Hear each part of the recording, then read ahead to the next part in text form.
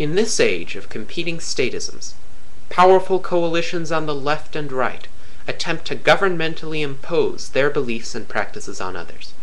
One of these coalitions seeks to turn America into a fully Christian nation, while another seeks to transform it into a fully politically correct nation.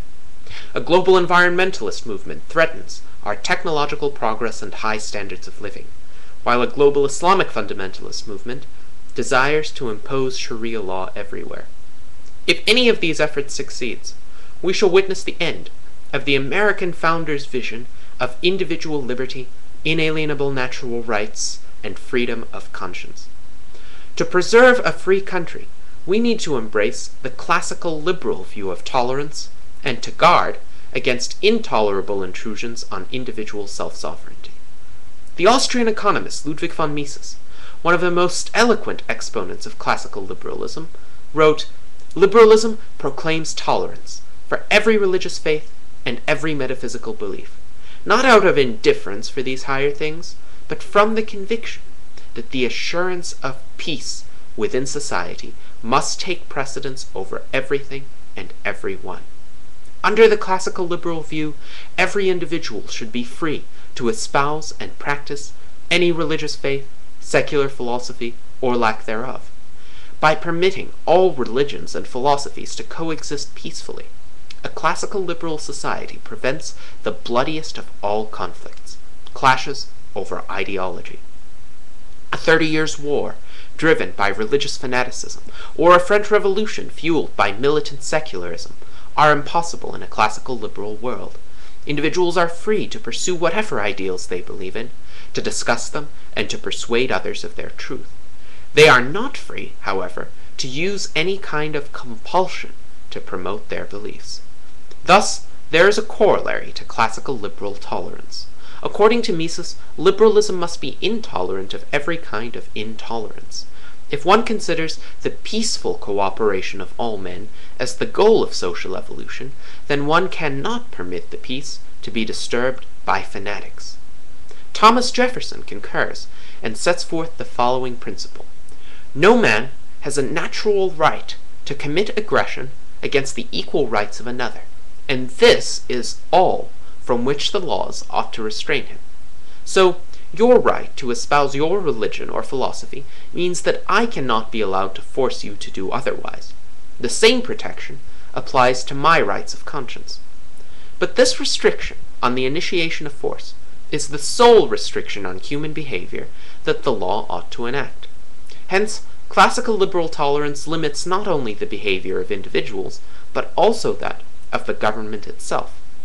Tolerance in the legal sense means simply that neither private persons nor government may use force against others who have not themselves initiated aggression. But it is a grave mistake to think that laws can make people tolerant in their thoughts as well as in their behaviors. Dr. David Gordon of the Mises Institute notes that if it is thought desirable to promote tolerance, a hearts and minds approach is just what we do not want. This leads to totalitarian control. Only an approach confined to behavior is consistent with a free society. One of the most intolerant practices in our society is conducted by many publicly funded colleges and universities, which mandate diversity awareness training for students and faculty. A glaring example of this is a passage from a training manual released by the University of Delaware, which applies the term racist to, quote, all white people, i.e., people of European descent regardless of class, culture, gender, religion, or sexuality. By this definition, people of color cannot be racists because as peoples within the U.S. system, they have no power to back up their prejudices, hostilities, and acts of discrimination. End quote. Not only does the University of Delaware's program foment automatic intolerance for anyone who is not a person of color, whatever that means, it also violates the university students' right of free association. The students chose to pay the university to study academics, engage in voluntary extracurricular activities, and obtain a degree. They did not choose to pay to be indoctrinated in politically correct notions of diversity or in any other principles. But in its desires to change what its students think, the university necessarily forces them to act in certain ways, such as taking diversity awareness training courses that the students would not have taken otherwise. Any attempts to impose controls on people's thoughts will inevitably undermine the tolerance in action that a classical liberal society displays. It is true that certain kinds of attitudes and non-coercive behaviors can justly be considered reprehensible and immoral. Anything from racist beliefs to prostitution will fit this designation. But the law is powerless at effectively addressing these problems. If it tries to do so, it will only exacerbate their harms. In the words of novelist Frank Herbert, laws to suppress tend to strengthen what they would prohibit. Economist Milton Friedman saw this tendency in action with regard to the alcohol prohibition of the 1920s. He wrote, "Prohibition undermined respect for the law, corrupted the minions of the law, created a decadent moral climate, but did not stop the consumption of alcohol." Indeed, the surest way to breed widespread contempt for both the law and for morality itself is for the government to legislate moral behavior. Tolerance in the moral sense, then, is best entirely left to the private sphere. To say this is not to condone any and all non-coercive attitudes and behaviors. It is merely to recognize that private individuals and organizations can deal with immorality more effectively than government, just as they can deal with poverty more effectively than government. In a classical liberal society, it is perfectly legitimate for private parties to set conditions on their association with others. An employer may choose to only hire people who do not take drugs, while a private charity may only assist individuals who show an active effort to recover from their misfortunes. People are free to shun the company of racists and bigots. Practices like adultery and prostitution can be held in such widespread contempt as to render the social sanctions against them far more burdensome than anything the law can concoct. In a classical liberal society, individuals are also free to engage in immoral or imprudent conduct, provided that they accept the social consequences and do not initiate force against others. Only in this environment can the very question of morality even be relevant. In the words of Professor F.A. Harper, a person cannot do right except where he also has the option of doing wrong.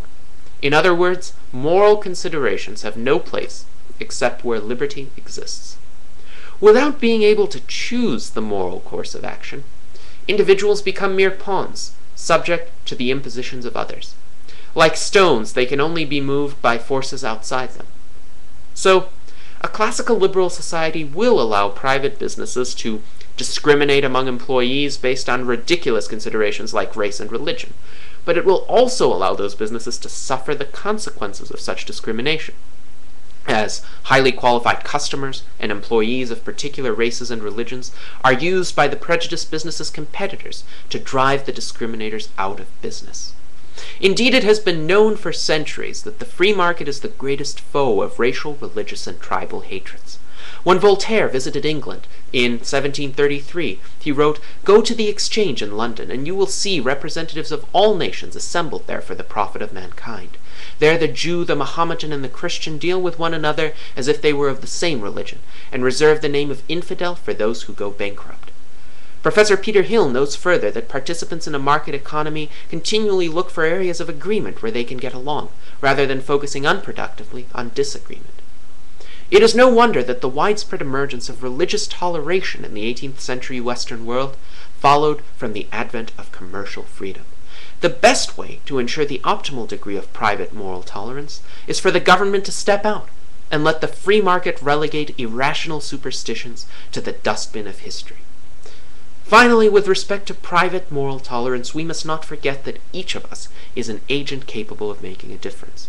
A classical liberal view prohibits us from imposing our beliefs on others by force, but it actually encourages us to speak out whenever we perceive private injustice.